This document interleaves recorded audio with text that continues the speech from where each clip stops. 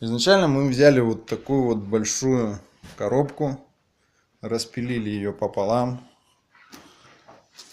Это будет у нас основание. Вот это лишнее. Здесь у нас будет основание для нашего будущего каминчика. Далее мы проклеили все уголки, чтобы когда мы обклеивали, у нас ничего не торчало. Все неровности надо будет проклеить. Берем одну коробочку и вот так, та-дам, хлоп, все, переворачиваем, соединяем.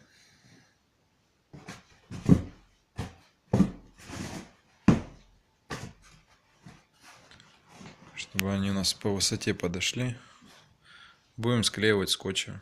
Вот так вот.